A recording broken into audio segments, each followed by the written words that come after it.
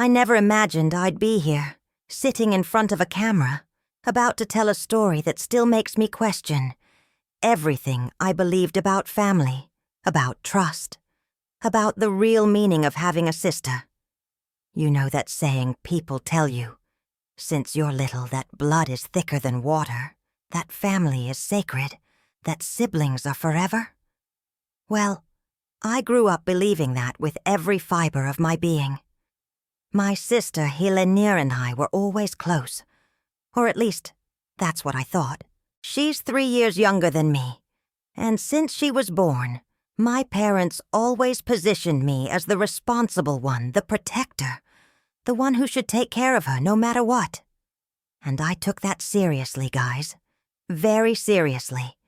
Every time someone messed with her at school, I was there. Every time she needed to borrow money, I gave it to her. Every time she cried over some idiot boyfriend, I was the shoulder she looked for. Our relationship was so close that people used to call us twins from different souls, and I felt enormous pride in that. But today, as I prepare this video, I realize that maybe I was the biggest idiot in the world. And the worst part is that it took me years to see the truth that was right in front of me all along. Let me tell you from the beginning, because this story doesn't start with the theft itself. It starts much earlier, with small signs that I completely ignored because, well, she was my sister. And you don't want to believe that the people you love are capable of hurting you that way. It all started about 5 years ago, when I finally got a decent job after years of grinding away at temporary jobs and freelance work. I had just graduated in business administration, was living in a tiny apartment that barely fit my bed and a stove. But I was happy because I was finally building something of my own, My independence, my life, my dreams. Helena, on the other hand, always had a more complicated relationship with responsibilities. She dropped out of college in the 2nd semester, said it wasn't for her, that she needed to find her own path. And my parents, as always, accepted it just fine, because she was always the favorite, the baby, the one who could do whatever she wanted without consequences. I didn't judge. Everyone has their own timing, right? But what started to bother me was that every time she needed money, it was me she ran to, not our parents. And I, fool that I was, always helped. The first time she asked me for a significant amount was 4 years ago. She showed up at my apartment on a Tuesday night with those red eyes of someone who had cried horribly, saying she had gotten into debt with loan sharks, and if she didn't pay by the end of the week, something terrible would happen. She spoke so desperately, so convincingly, that I didn't even question the details much. How much did she owe? 3,000 rees. Guys, 3,000 reis for me at that time was practically 2 months' salary after paying all the bills. But she was my sister, you understand? How could I let her sink? So I took all the money I had saved to take a specialization course I had been dreaming about for months and gave it to her, with the condition that she pay me back as soon as she could. She promised, hugged me, cried, said I was the best sister in the world, and that she would never forget that. Spoiler, she forgot and never paid me back. But at that time, I still believed it was just a difficult phase, that she would get back on her feet, and everything would be fine. In the following months, the requests continued, only smaller. 200 reais here, 500 there, always with different excuses. The car broke down, needed to pay late rent, had a job interview in another city, and needed the bus fare. And I, like the idiot I always was, kept giving because, after all, family is family, right? But then strange things started to happen. I remember once, after she had asked me for 500 reais, saying she was struggling to buy food, I saw photos of her on Instagram at a super expensive restaurant downtown. with elaborate drinks and dishes that easily cost 200 reais each. When I questioned her, she said she had been invited by a friend, that she hadn't spent anything, and I believed it because I wanted to believe. That was the pattern. I saw inconsistencies, questioned lightly. She gave a reasonable explanation, and I swallowed it because truly, confronting her would mean admitting that maybe my little sister wasn't who I thought she was. But the last straw, the moment that changed everything and made me finally wake up to reality, happened exactly a year and a half ago. I had just received a promotion at work, something I had fought very hard to get, and with it came a considerable salary increase. For the first time in my life, I was managing not only to pay my bills, but also to save real money. I had a very clear goal. I wanted to buy an apartment. It didn't need to be big. It didn't need to be luxurious, but it would be mine. Bought with my sweat, my effort, my dedication. I started researching, went to some real estate agencies, and finally found a perfect apartment in a neighborhood I loved.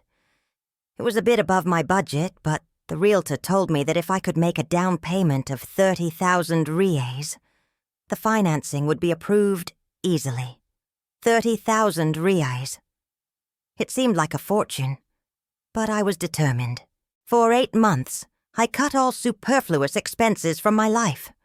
No delivery, no movies, no new clothes. Nothing, absolutely nothing that wasn't essential.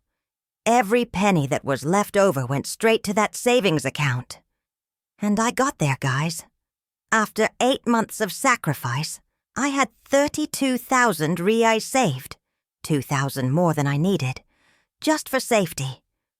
I was so happy, so proud of myself, that I decided to tell my family. At a Sunday lunch, I remember my mother cried with emotion. My father gave me a tight hug, saying he was proud. And Helena, she hugged me too, said she was happy for me. But I swear I saw something in her eyes, something I couldn't identify at the time, but that later made complete sense. It was envy. But not that light envy you feel when you see someone achieve something cool. It was a deep, corrosive envy, the kind that eats away from the inside. But I was so on cloud 9 with my achievement that I completely ignored that strange feeling I had at that table. 2 weeks after that lunch, I woke up on a Monday excited because I had scheduled to go to the bank after work to transfer the down payment and start the process of buying the apartment.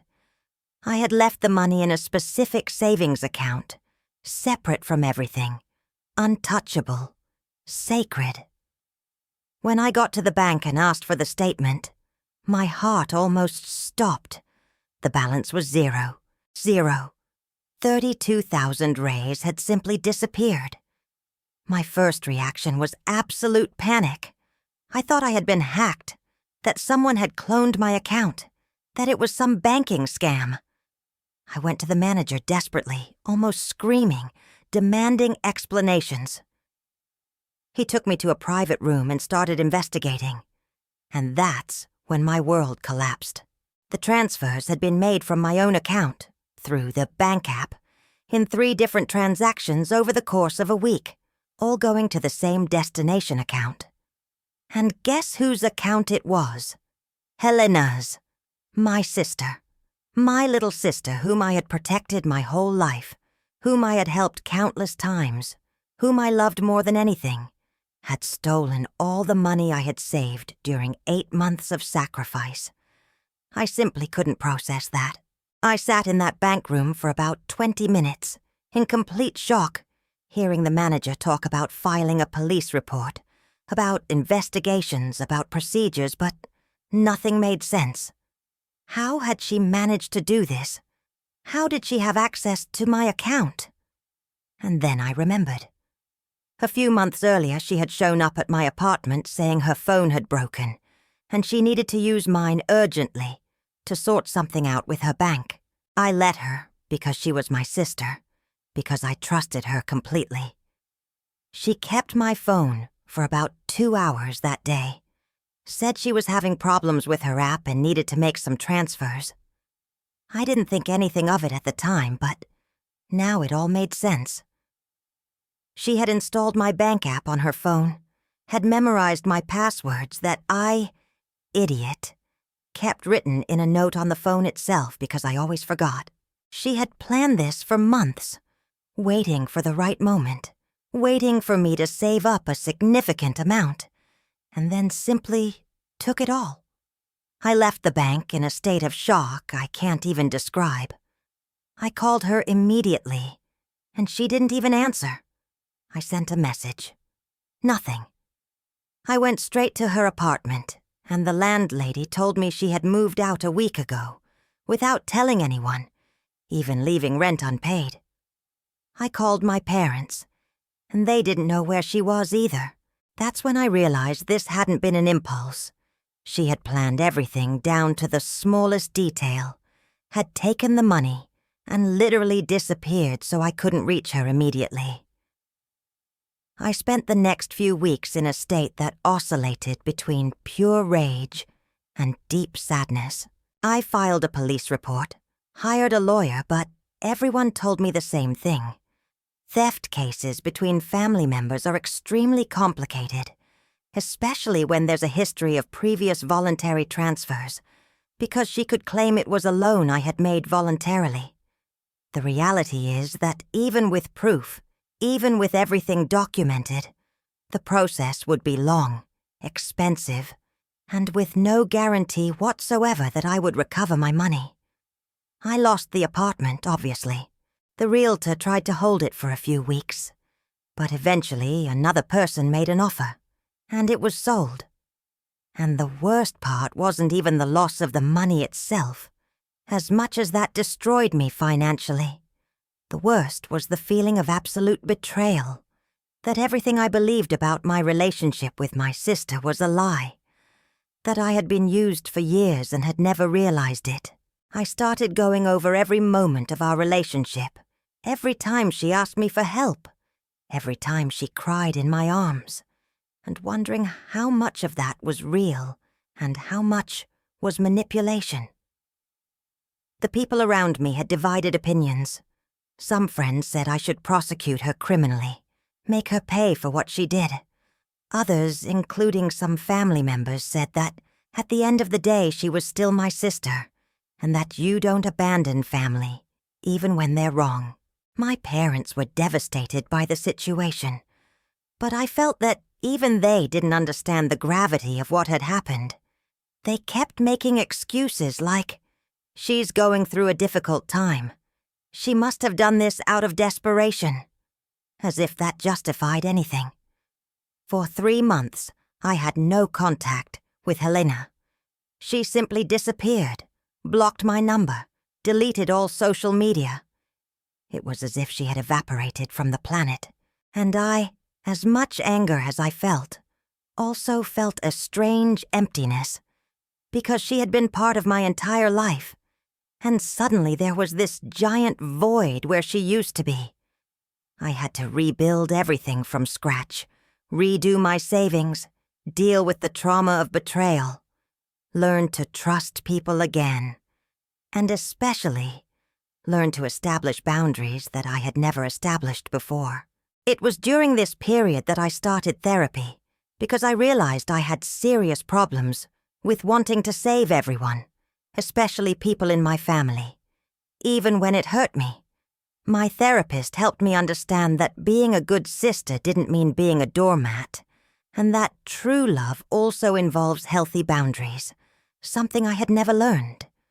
And then, on a Tuesday morning, 3 months after everything had happened, my phone rang.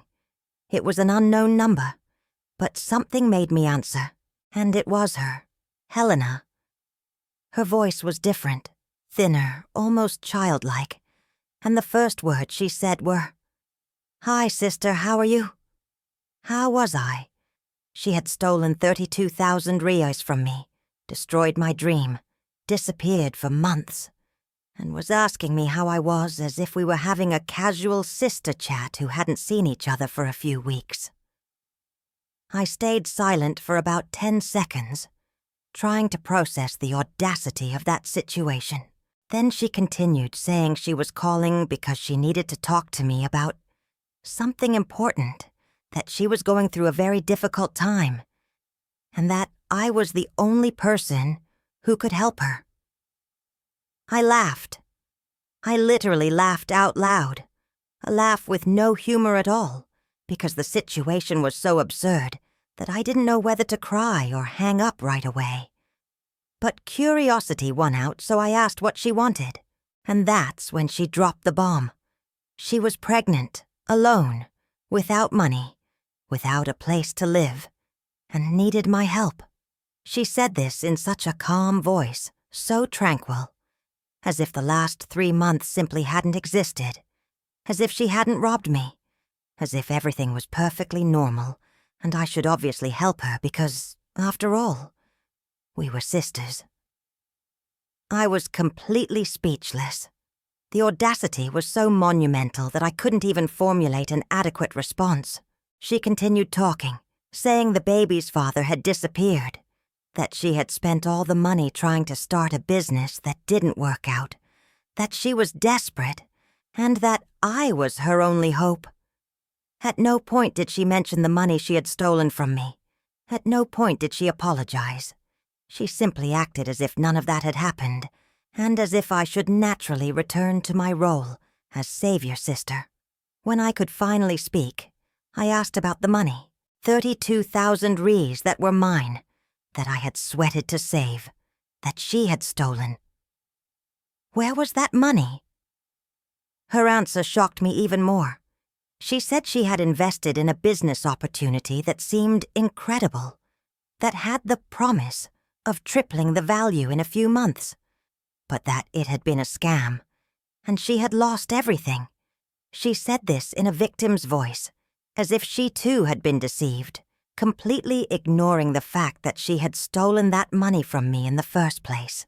And then she had the nerve to say, "I know you're angry, but at the end of the day it was just money, and now there's a life involved, a baby, your nephew or niece. Are you really going to abandon us because of money?" Guys, I can't explain the wave of emotions that went through me at that moment. It was anger, it was indignation, it was sadness, it was disbelief, all mixed together. She had managed in a few minutes of conversation to completely flip the narrative, making me seem like the villain of the story for hesitating to help. And the worst part is that I felt that familiar guilt starting to eat away at me from the inside, that voice in my head saying that maybe she was right, that maybe a baby was more important than money, that maybe I was being selfish. But then I remembered everything my therapist had taught me about emotional manipulation, about how narcissistic people use situations to make you feel guilty. And I realized that's exactly what was happening. I took a deep breath and told her I needed to think, that I couldn't make a decision like that out of nowhere, and hung up. I immediately called my therapist, even though it was outside session hours, because I was starting to panic, feeling like I was about to fall into the same trap again. She answered, and we talked for almost an hour. She asked me important questions. Did Helena at any point genuinely apologize for what she did? No. Did she show any remorse or acknowledgement that she was wrong? No. Did she offer any concrete plan for how she was going to return the money? No. Did she do anything other than throw the responsibility back on me? No. The therapist then told me something that completely changed my perspective. Helping someone who doesn't acknowledge their mistakes isn't help, it's enabling. Every time I had helped Helena in the past without demanding responsibility from her, I was teaching her that her actions had no consequences, that there would always be someone to save her, that she didn't need to change because I would always be there to clean up the mess. In the following days, Helena called about 15 more times. She sent endless messages, some tearful asking for help, Others irritated, accusing me of being mean, of having no heart, of abandoning her and the baby. She even got the numbers of some of my friends and tried to convince them to talk to me, painting a story in which she was the victim of a cruel sister who had money but refused to help a pregnant woman in a street situation. Some of these friends, who didn't know the whole story, came to question me, and I had to explain everything, show the bank statements, the police reports, all the documentation that proved she had robbed me. Their reaction was one of shock, and many told me I was right to keep my distance. But some still insisted that the baby was innocent and didn't deserve to pay for the mother's mistakes. And then my deepest moral dilemma began. Because yes, the baby was innocent. A child who hadn't even been born yet wasn't to blame for having a mother who was a scammer and manipulator. But where did my responsibility to this child begin? Did I have a moral obligation to support my sister's child, just because she had stolen all my money and was now without resources? And if I helped now, what would happen in 6 months, a year, 5 years? Would Helena magically become a responsible person? Or would I become the official provider of a child that wasn't even mine, while she continued making bad choices? These questions kept me up every night. I talked to my parents about it, and they were divided. My mother, always maternal and protective, thought I should help for the baby's sake, that later we'd resolve the money and trust issue. My father, more pragmatic, said Helena needed to learn to deal with the consequences of her own actions, but that he understood if I decided to help because the situation was complex.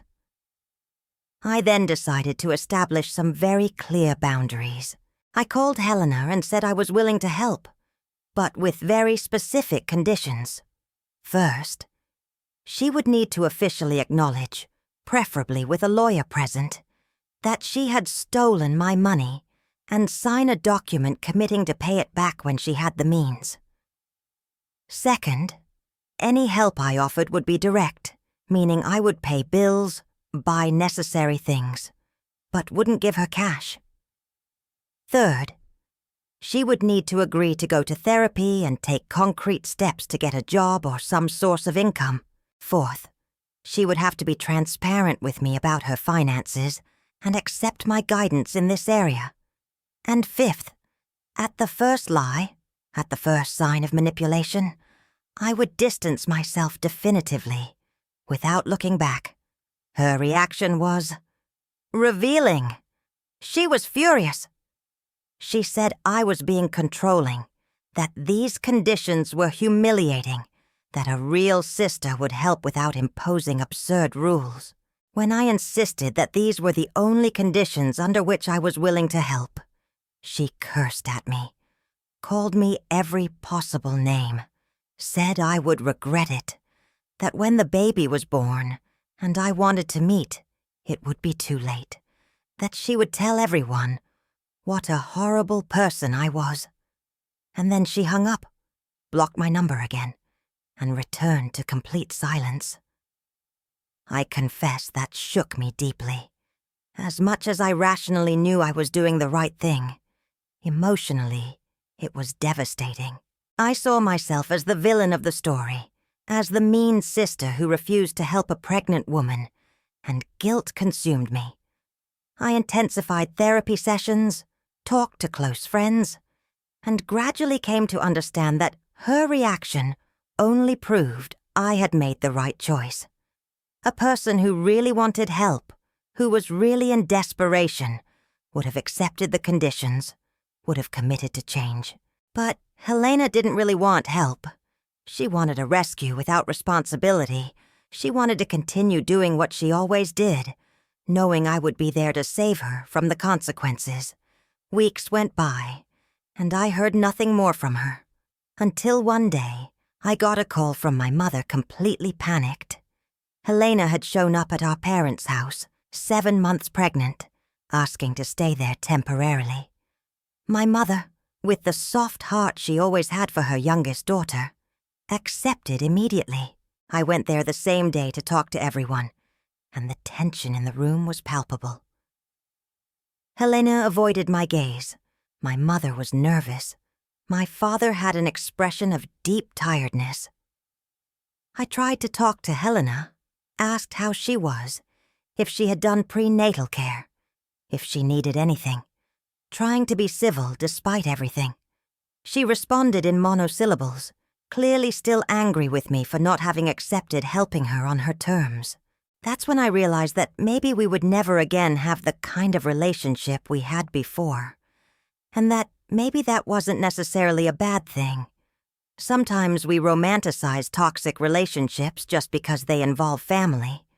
But toxic relationships don't stop being toxic just because the person shares your DNA. In the following months, I established a strange dynamic with Helena. I visited my parents regularly, saw her there.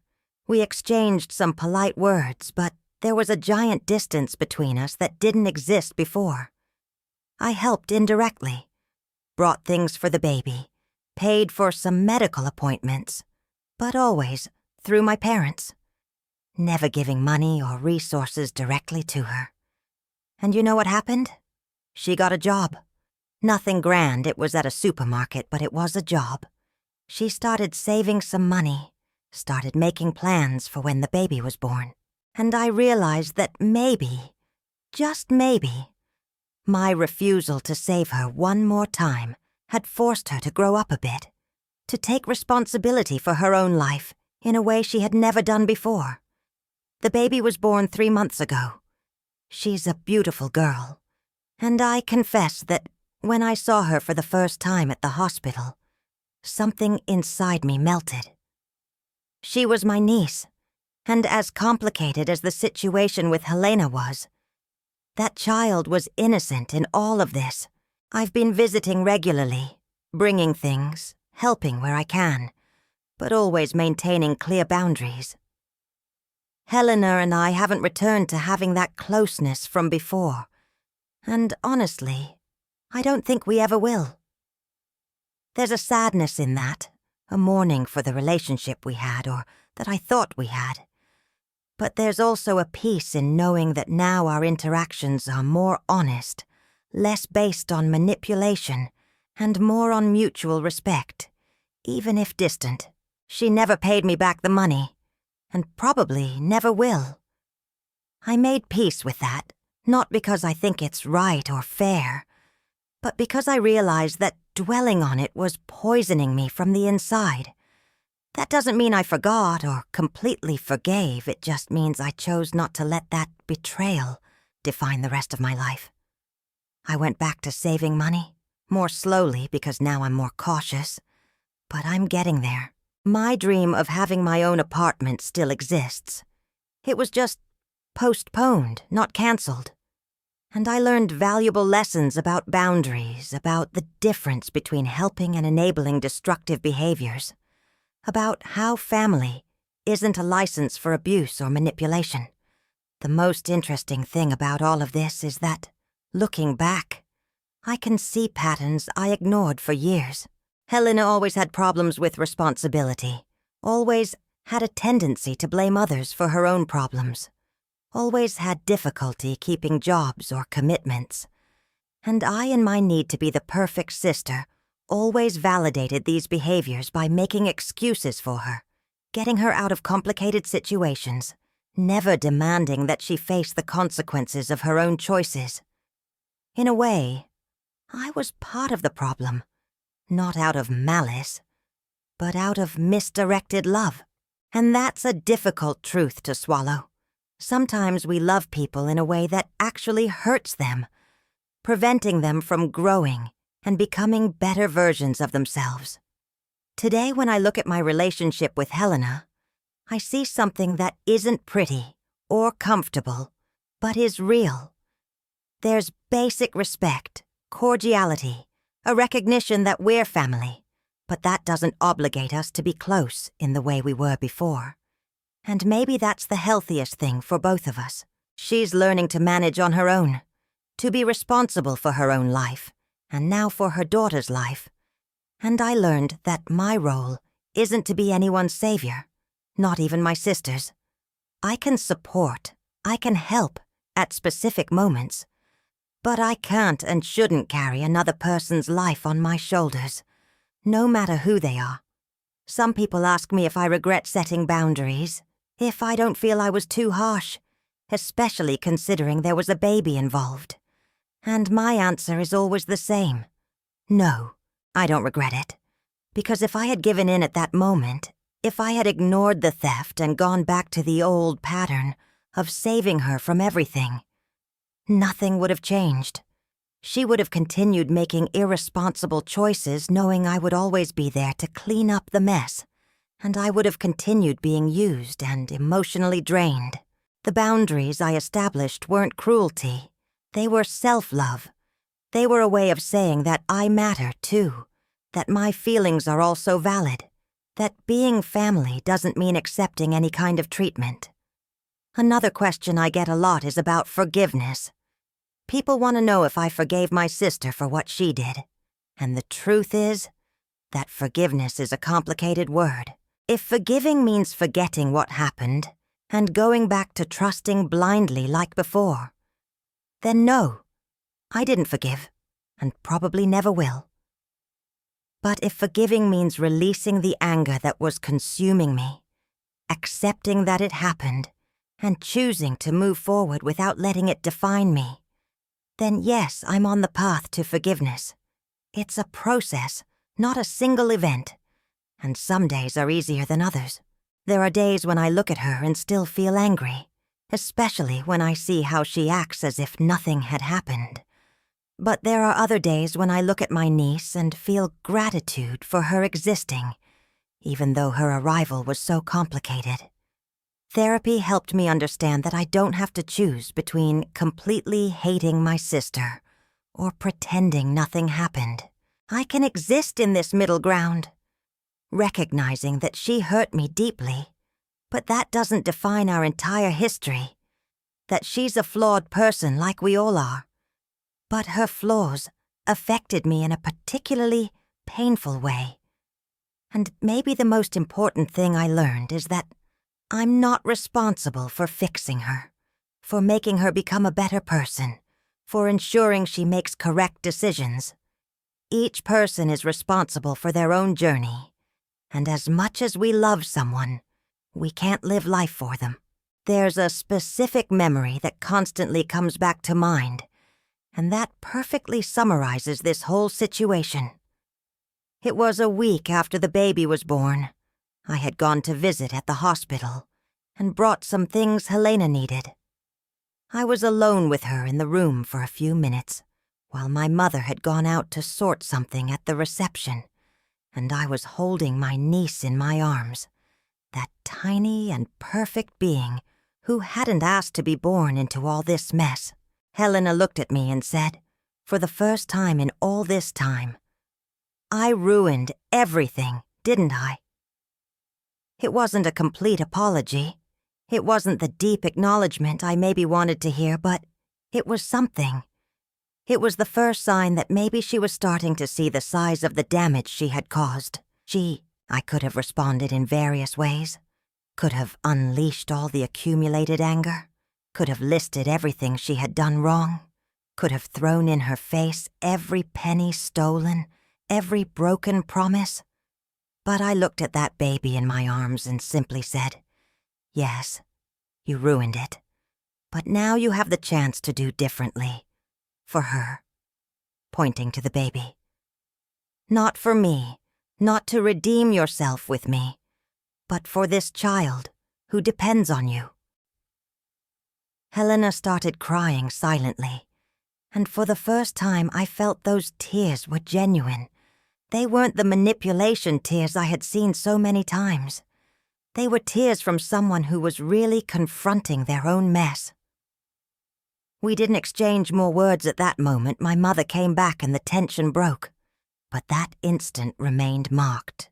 It was the moment when I realized that maybe there was a path, not to go back to what we were, but to build something new, something based on truth and not on illusions. In the months that followed, I watched Helena from afar. I saw her wake up at dawn to take care of the baby alone.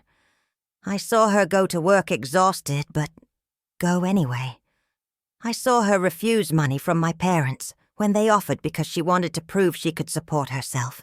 They were small changes, nothing dramatic, but they were real changes.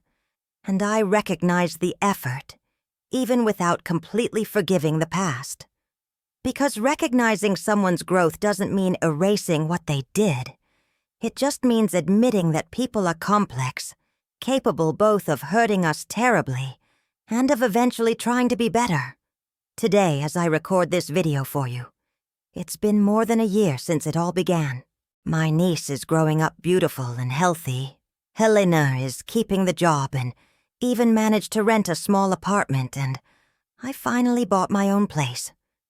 It's smaller than what I originally wanted. It's in a less central neighborhood, but it's mine.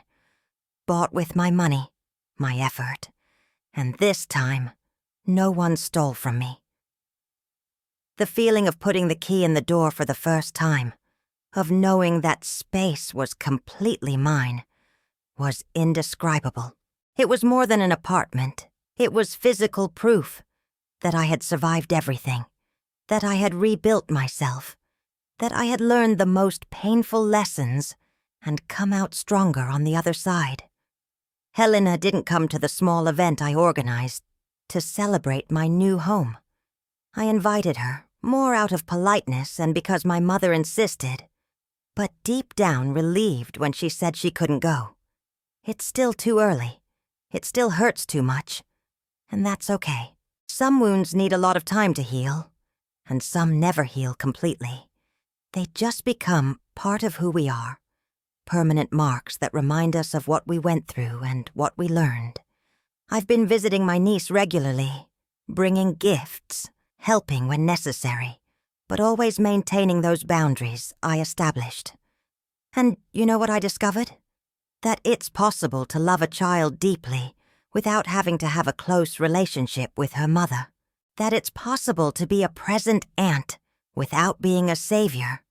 That it's possible to help without completely sacrificing yourself. One of the hardest things about this whole process was dealing with other people's judgment. Because when you set boundaries in family relationships, especially when it involves a pregnant sister or one with a baby, people have very strong opinions. I heard everything. That I was cruel, that I was being vindictive, that I was putting money above family, that I would regret it when it was too late. And at first, those voices really got to me, made me question if I was doing the right thing.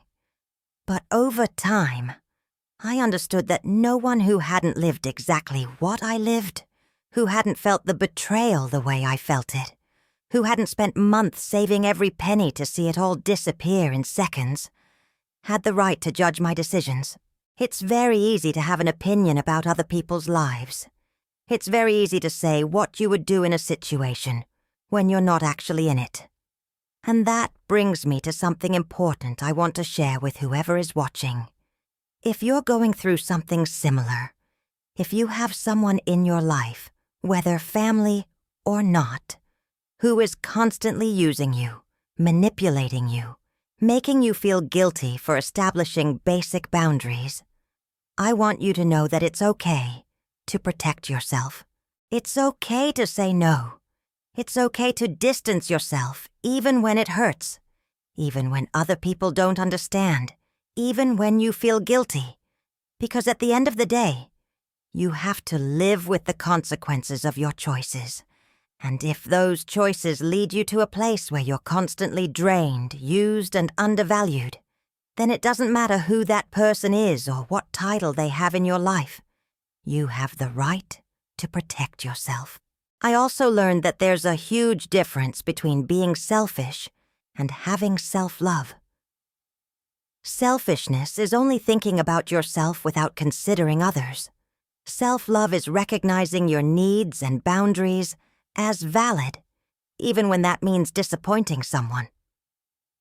For a long time, I confused these two things, thought that any act of self-care that went against my sister was selfishness on my part. But the truth is that spending years sacrificing myself for her didn't help her grow, didn't make her stronger or more responsible. In fact, it did the opposite. It kept her in a comfort zone where she didn't need to deal with the consequences of her own actions, because I would always be there to save the day. Another thing I realized is how we're conditioned from a young age to accept toxic behaviors from family members just because they're family. Phrases like, blood is thicker than water, family is sacred, we don't abandon family, are hammered into our heads since childhood, creating this idea that we owe unconditional loyalty, regardless of how we're treated. And this is dangerous because it creates situations where abusive and manipulative people can continue their behaviors knowing that the family bond protects them from real consequences. The truth no one wants to hear is that family should mean a safe place of love and mutual respect. And when that doesn't exist, when there's constant abuse or manipulation or disrespect, the title of family shouldn't be enough to keep a toxic relationship alive. I remember being in a therapy session a few months ago, completely destroyed because I had just had another argument with my mother about my relationship with Helena. My mother couldn't understand why I couldn't just forgive and forget, go back to being like we were before. And that frustrated me deeply, because she was only seeing the surface of the situation, not the entire history of manipulation and emotional abuse that had existed for years. My therapist asked me a question that completely changed my perspective. If Helena weren't your sister, if she were just a friend who had done all this to you, would you still keep that person in your life? And the answer was obvious. No, never. I would have cut contact immediately with any friend who stole 30,000 riets from me, and then showed up asking for more help as if nothing had happened. So why did the fact that she was my sister change that? Why should the blood bond obligate me to accept treatment that I would never accept from anyone else? That realization was liberating but also scary, because it meant admitting that maybe the relationship I valued so much, that I was so proud of, was actually built on very fragile foundations, on my need to be a good sister more than on a genuine connection of respect and mutual love. And accepting that meant mourning something I thought I had but never really had. It's a strange kind of loss. Mourning something that never existed the way you believed, but that still occupied an enormous space in your life and your identity.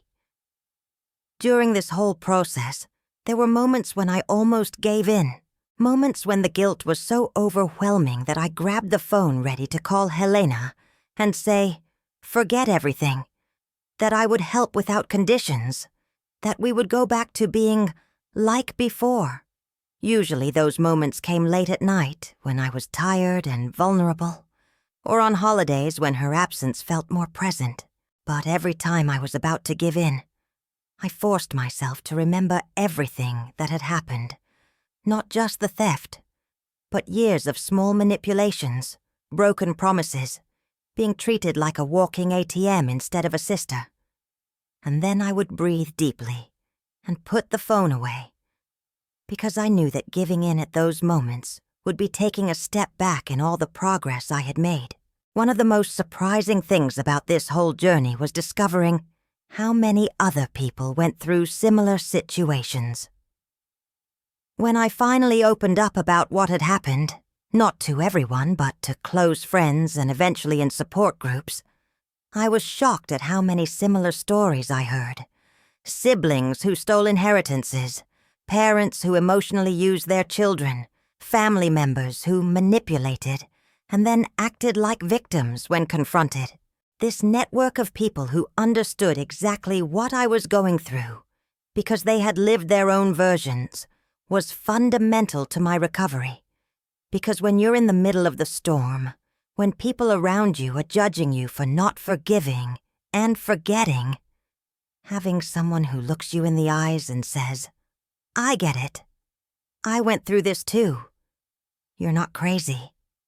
Makes all the difference in the world. It was through these groups that I learned about concepts like gaslighting, emotional manipulation, savior syndrome, codependency, all terms I had never heard before, but that perfectly described dynamics I had lived for years without being able to name. Understanding that there were patterns, that it wasn't just me, that there was actually an entire psychology behind these behaviors, helped me take away some of the 1344 emotional weight I was carrying. It wasn't my fault that my sister had used me. It wasn't because I had failed as a sister or as a person.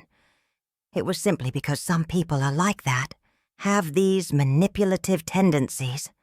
And unfortunately, I had been the most convenient target for years. Today, looking back, I can see the whole story with a clarity I didn't have before. I can see the moments where I should have set boundaries, but didn't. The times where I should have questioned more, but accepted vague answers. The situations where my instinct told me something was wrong, but I ignored it because I didn't want to believe my sister was capable of that. And yes, there's regret in that. There's the awareness that if I had acted differently before, maybe it wouldn't have reached that catastrophic point. But there's also compassion for who I was at that time. A person who loved too much and trusted too much, and wanted to believe the best in people, especially her own sister. I can't blame my past self for not knowing what I know now, for not having the emotional tools I developed through therapy and experience. And, there's something liberating about finally telling this story publicly. For a long time, I kept all this inside me, with shame, as if somehow it was my fault, as if admitting my sister had robbed me, reflected badly on me somehow. But it doesn't. It reflects on her, on the choices she made, on the person she chose to be at that moment. And although it's painful to admit that someone so close hurt me that way, it's also liberating to stop carrying it like a dirty secret and simply say, this happened to me. It was horrible. I survived. I learned. And now I'm sharing in the hope that maybe it will help someone going through something similar. Because in the end, if there's one thing I want people to take from this story, it's that it's okay not to have a perfect family. It's okay if your family relationships are complicated, conflicted, or even non-existent. The narrative that society sells of united families who love each other unconditionally and solve all problems around a dinner table is a fantasy for many people. The reality is that families are composed of people, and people are flawed, complicated, sometimes harmful. And forcing toxic relationships just because they're family isn't healthy, isn't noble. It's actually harmful to everyone involved. So, if you're watching this and identified with any part of my story, if you have someone in your life who constantly crosses your boundaries and then makes you feel guilty for being upset, if you're tired of being the eternal savior of someone who never really changes, I want you to know you're not alone. Thousands of people go through this, and it doesn't make you a bad person to want to protect yourself. It doesn't make you selfish to prioritize your own mental and financial health. It doesn't make you cruel to establish consequences for unacceptable behaviors, even when the person who commits them shares your last name or your blood. And look, I'm not going to lie and say everything turned out perfect, that I completely overcame it, and don't feel anything anymore about what happened. There are still bad days, days where the anger comes back strong, days where I catch myself thinking about how things could have been different if my sister were a different person, if our relationship had been based on real respect instead of power dynamics and manipulation. But those days are less and less frequent, and even when they come, I know how to deal with them now. I don't drown in the anger or sadness anymore. I recognize the feelings, allow them to exist, and then let them pass. The apartment I bought, my small refuge that I conquered after rebuilding everything from scratch, became more than just a place to live. It's a symbol of resilience, of my capacity to get back up, even after being knocked down in the worst possible way.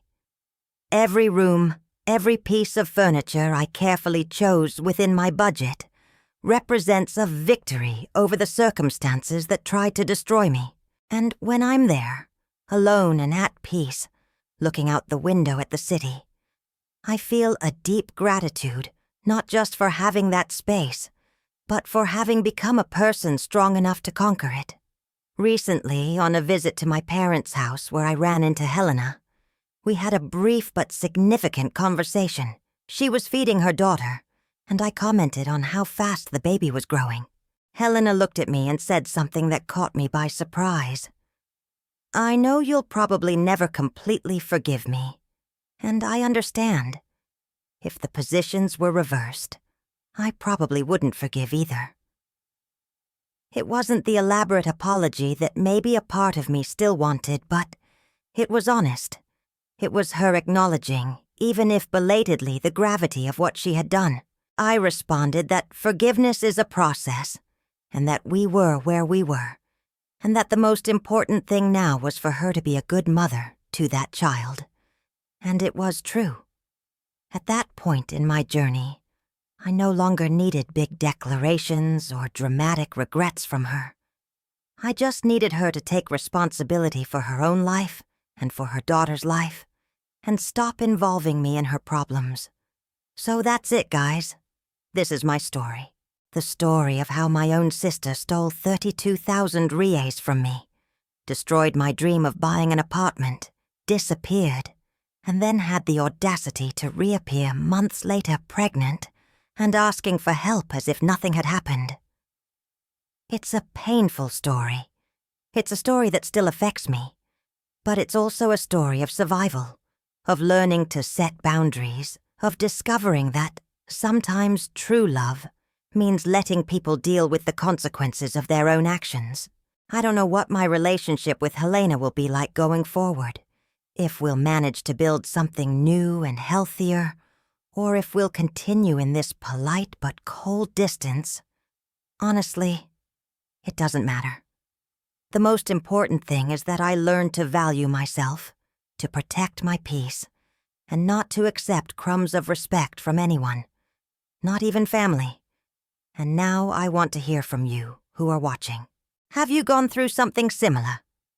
Do you have someone in your family who constantly crosses boundaries and then makes you feel guilty? How do you deal with situations, Warrens, where family love and self-preservation come into conflict? Leave it here below, in the comments. Share your story, because I guarantee there are many people who need to hear they're not alone.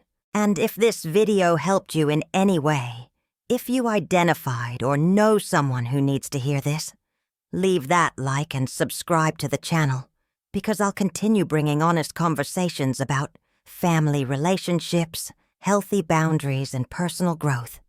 Turn on notifications so you don't miss the next videos. Thank you so much for staying until here, for listening to me. And remember, setting boundaries isn't cruelty, it's self-love. Until the next video.